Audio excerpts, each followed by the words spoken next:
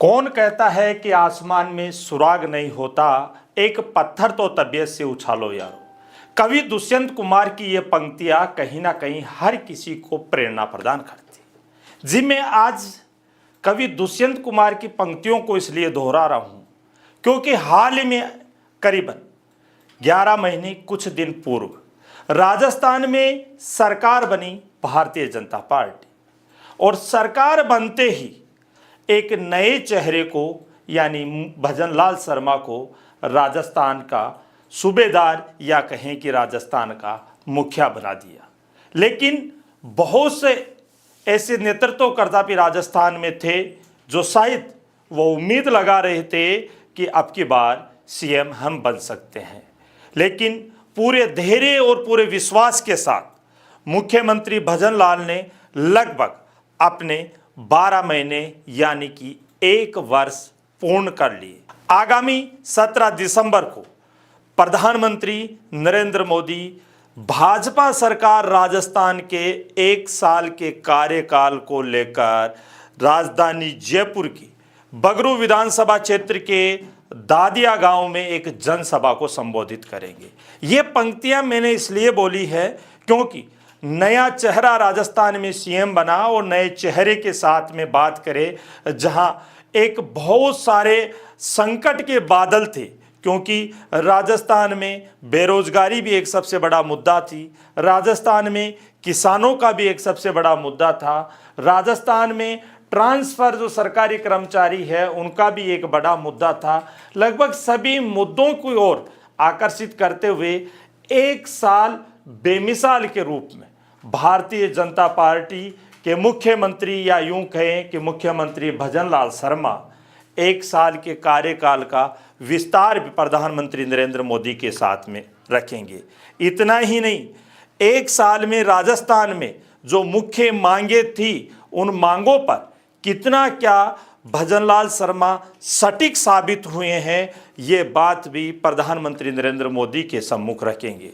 वहीं बात करें, बताया जा रहा है ईआरसीपी जो राजस्थान की लाइफलाइन जिसको हम कह सकते हैं कि राजस्थान का सबसे बड़ा प्रोजेक्ट है ईआरसीपी, इस ईआरसीपी को लेकर भी इसकी भी नींव रखी जा सकती है, यानी इसका भी उद्घाटन किया जा सकता है। हालांकि तमाम प्रकार के कयास प्रधानमंत्री नरेंद्र मोदी से लगा रहे हैं क्योंकि देश के प्रधानमंत्री है और विभिन्न जो राजस्थान की मांगे हैं उन राजस्थान की मांगों को लेकर भी यहाँ पर प्रधानमंत्री नरेंद्र मोदी जनता को समर्पित कर सकते हैं, या यूं कहें कि जनता को एक बड़ा यहाँ पर गिफ्ट दे सकते हैं। लेकिन इससे पहले 9, 10 और 11 दिसंबर 3 दिन राजस्थान के लिए बड़े अहम रहने वाले। अहम मैं इसलिए बोल रहा हूँ क्योंकि राजस्थान में राइजिंग राजस्थान कार्यक्रम जो भव्य और ऐतिहासिक होने जा रहा है, जहाँ पर राजस्थान में अनेक जो वर्ग है या यह कहे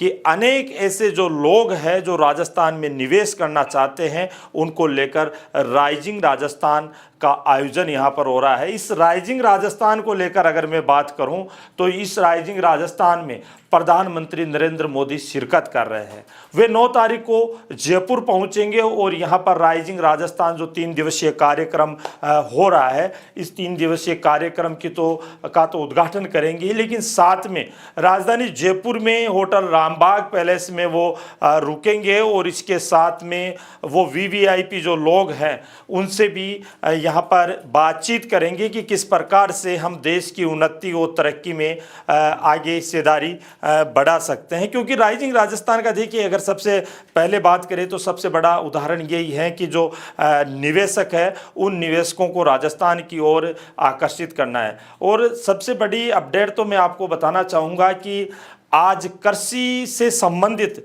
करीबन करोड़ों रुपए का आज राजस्थान में एमओयू हुआ है। युवा वर्ग को लेकर भी एमओयू हो रहा है, मेडिकल डिपार्टमेंट है उसको लेकर भी एमओयू हो रहा है, एजुकेशन को लेकर भी एमओयू हो रहा है, उद्योग को लेकर भी एमओयू हो रहा है। विभिन्न तमाम सभी तरह से हर डिपार्टमेंट को सराहा गया है और जो राइजिंग राजस्थान की जो तैयारियां हैं वो लगभग पूर्ण सी है, क्योंकि आज से 2 दिन बाद में जो राइजिंग राइजिंग राजस्थान का कार्यक्रम है वो सुचारू रूप से प्रारंभ हो जाएगा, जिसमें प्रधानमंत्री नरेंद्र मोदी यहाँ पर शिरकत करेंगे। राइजिंग राजस्थान को लेकर जहां एक और तैयारियां लगभग पूरी हो चुकी है, वहीं अगर मैं बात करूं राजस्थान के सौंदर्यीकरण की, तो देखिए राजस्थान के सौंदर्यीकरण की बात करें तो राजस्थान तो वैसे ही सौंदर्य से परिपूर्ण है, क्योंकि राजस्थान वीर और वीरांगनाओं की धरती है। यहाँ पर विभिन्न प्रकार की जो संस्कृति है, विभिन्न प्रकार का जो पहनावा है वो देखा जाता है। देश और विदेशों में भी भारतीय जो संस्कृति है वो कहीं ना कहीं अपना जो उदाहरण है वो पेश करती है। अगर फिर भी हम बात करें, क्योंकि निवेशक अपने राजस्थान में आ रहे हैं और राजस्थान का हमेशा एक ध्येय वाक्य रहा है कि पधारो हमारे देश, या यूं कह सकते हैं कि म्हारो राजस्थान, क्योंकि ये राजस्थान है। यहाँ पर संपूर्ण अगर हम इतिहास की बात करें तो ये बहुत एक लंबी पटकथा हो जाएगी, लेकिन यहाँ पर जो संस्कृति है, चाहे हम पूर्वी राजस्थान की बात करें, चाहे हम पश्चिमी राजस्थान की बात करें या उत्तरी राजस्थान की, क्योंकि यहाँ की जो कल्चर एक्टिविटीज़ है वो सबको मोहित कर देने वाली है। एक तरफ तो आपको पहाड़ मिलेंगे, तो दूसरी तरफ अगर प्राकृतिक सौंदर्य की बात करें तो सम के रेतीले टीले मिलेंगे। तो उसी प्रकार राजस्थान में जयपुर को जो राजधानी है उसको दुल्हन की तरह सजाया जा रहा है। अगर हम जयपुर की सड़कों की बात करें, जयपुर के सरकारी कार्यालयों की बात करें, या जहां पर जो निवेशक आएंगे वो जिस रूट से निवेशक आएंगे उस रूट को पूरी तरह दुल्हन की तरह सजाया जा रहा है। और ऐसा कहा जा रहा है कि केसरिया बालम आओ नि पधारो हमारे देश, जो वाक्यांश है जो पूरे विश्व भर में प्रसिद्ध है। तो जो निवेशक यहाँ पर आ रहे हैं उनको आकर्षित करने का काम भी यहाँ पर किया जा रहा है। लेकिन एक बड़ा प्रश्न कहीं ना कहीं देश भर के जो किसान हैं वो प्रधानमंत्री नरेंद्र मोदी से पूछते हुए नजर आ रहे हैं, क्योंकि फरवरी से ही पंजाब में जो किसानों का आंदोलन था वो किसानों का आंदोलन बरकरार चल रहा है। लेकिन पिछले 2 दिन से जो किसानों का आंदोलन है वो किसानों का आंदोलन भी कहीं ना कहीं एक नई रूपरेखा और एक नया मोड़ लेता हुआ दिखाई दे रहा है। क्योंकि किसानों की अगर मैं बात करूं तो किसानों की विभिन्न मांगे हैं, जिनमें अगर मैं मुख्य मांगों की अगर मैं बात करना चाहूं तो यहाँ पर न्यूनतम समर्थन मूल्य MSP जिसको बोलते हैं उसके कानून की गारंटी की मांग यहाँ पर जो किसान है वो प्रधानमंत्री नरेंद्र मोदी से कर रहे हैं। वहीं पर स्वामीनाथन आयोग की जो सिफारिशों को लागू करने की बात भी यहाँ पर प्रधानमंत्री नरेंद्र मोदी से गुहार लगा रहे हैं। वहीं कृषि ऋणों की माफ़ी की मांग कर रहे हैं। बिजली दरों में कोई बढ़ोतरी की ना हो ऐसी वो मांग कर रहे हैं। किसानों और खेत मजदूरों को पेंशन की मांग भी वहाँ पर वो कर रहे हैं। साथ लखीमपुर खीरी मामले में दोषियों को जो सज़ा है उनको कम करने की वो मांग कर रहे हैं।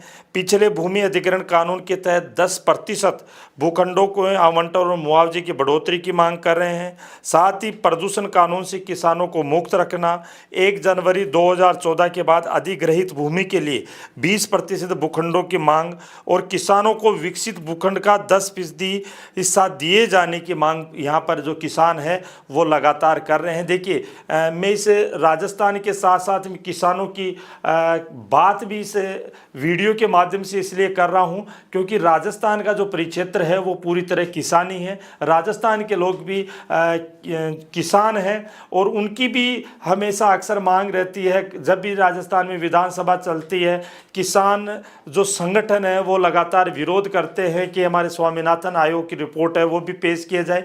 और राजस्थान में प्रधानमंत्री नरेंद्र मोदी यहाँ पर पहुँच रहे हैं। हालांकि ये एक अलग विषय है किसानों का, क्योंकि किसानों की बात करें तो किसानों के लिए भी राइजिंग राजस्थान में बहुत बड़ा पैकेज रखा गया है, जिसकी डिटेल हम आपको एक अलग से वीडियो में देंगे। लेकिन फिलहाल राइजिंग राजस्थान को लेकर तमाम जो तैयारियां हैं वो पूरी हो चुकी है। चाहे वो किसी भी क्षेत्र से की तैयारी की हम बात करें, चाहे वो शिक्षा के क्षेत्र की तैयारी की बात करें, चाहे वो किसी व्यापारिक संगठन की तैयारी की बात करें, या इसके अलावा हम मेडिकल हेल्थ डिपार्टमेंट है उसकी बात करें, एजुकेशन डिपार्टमेंट है उसकी बात करें, और तमाम वो चीज़ें जो एक राइजिंग राजस्थान के तहत राजस्थान को मिलने वाली है। और राजस्थान को भजनलाल सरकार के द्वारा एक बड़ी सौगातें यहाँ पर इस राइजिंग राजस्थान के द्वारा मिलने वाली है।